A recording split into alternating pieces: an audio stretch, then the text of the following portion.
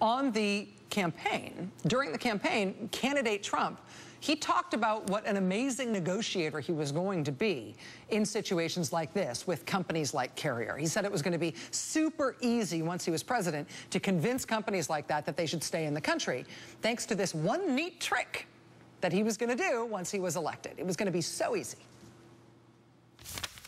We're going to lower taxes, we're going to keep our companies, and if our companies want to leave, they're going to pay a nice, big, beautiful tax to get their product back in, okay?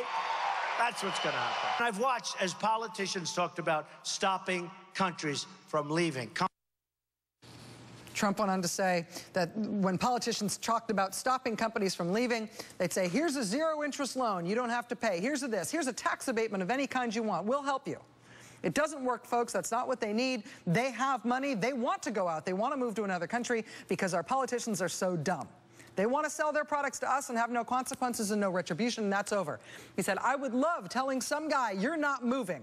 Well, Mr. President, sir, we'd like to move to Mexico. You're not moving, and if you do, you'll pay a 35% tax. And that business owner will say, well, in that case, I'm not moving. I'm not moving. In that case, I'm not moving. It'll be so easy.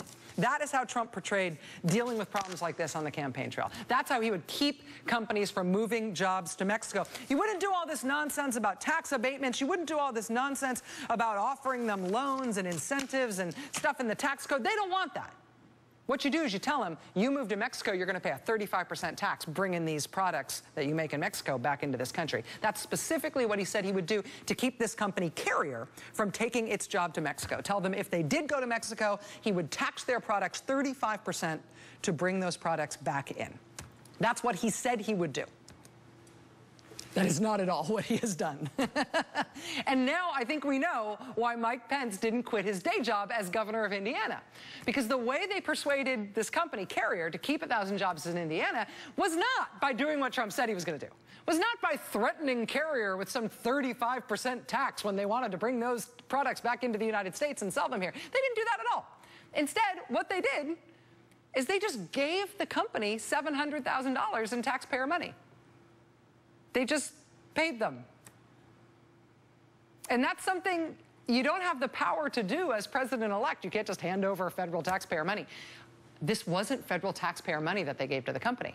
It was taxpayer money from the state of Indiana. And that's why Mike Pence had to still be governor. Mike Pence gave them Indiana state taxpayer money, $700,000 in tax incentives. They just paid the company to not move those jobs yet, so Trump and Pence can get their photo op tomorrow. The money they're paying them is controlled by a state board in Indiana. It's taxpayer money. That state board doesn't have to approve anything through the legislature. Governor Pence made himself chair of that board. So it's taxpayer money, but he gets to spend it as long as he's governor. And so as governor and the chair of that board, on December 13th, the next day that board meets, Governor Pence will get to approve that flat-out payment to this company with his state's taxpayer money.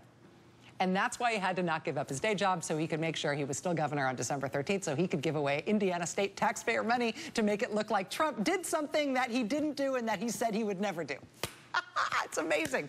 Trump was like, these ridiculous, weak, dumb politicians that we've got that hand over tax abatements. Doesn't even work. Companies don't even want that. They're handing over a tax abatement. And because Trump doesn't have the power to do that, he had Mike Pence do it to screw his state.